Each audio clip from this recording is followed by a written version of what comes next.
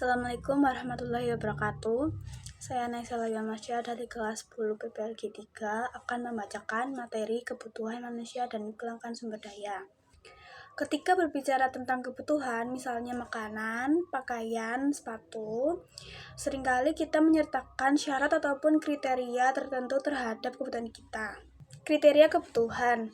1. Kebutuhan versus keinginan. Kebutuhan harus dipenuhi untuk bertahan hidup, sementara keinginan tidak harus dipenuhi untuk hidup layak. Kedua, tindakan ekonomi.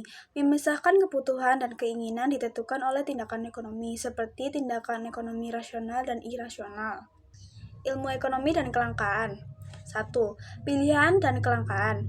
Setiap kebutuhan yang dipenuhi menimbulkan pilihan, kelangkaan yang menyebabkan kita harus memilih dengan bijak. 2. Peran ilmu ekonomi. Ilmu ekonomi membantu kita membuat keputusan yang tepat untuk memilih pilihan yang sesuai dengan kebutuhan kita. 3. Faktor kelangkaan. Kelangkaan dipengaruhi oleh sumber daya alam, sumber daya manusia, dan sumber daya pengetahuan. Ada 3 faktor kelangkaan, yaitu sumber daya alam.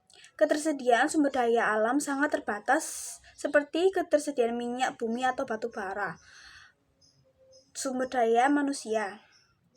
Kurangnya tenaga kerja membuat jumlah produksi barang atau jasa tidak optimal. Ilmu pengetahuan. Kurangnya ilmu pengetahuan dapat menghambat proses produksi dan pengoptimalan dari manfaat yang seharusnya dapat diambil. Manfaat ilmu ekonomi. Pilihan bijak memungkinkan kita membuat keputusan yang tepat dari pilihan yang ada. Perencanaan masa depan. Membantu perencanaan keuangan dan strategi bisnis untuk masa depan yang lebih baik. Pengelolaan sumber daya memungkinkan pengelolaan yang efisien terhadap sumber daya yang terbatas. Ada 2 upaya mengurangi kelangkaan, yaitu 1. Kesadaran global. Peningkatan kesadaran akan masalah kelangkaan sumber daya secara global. 2. Pengembangan alternatif. Pencarian solusi alternatif untuk mengurangi ketergantungan pada sumber daya yang terbatas. Sekian dari saya.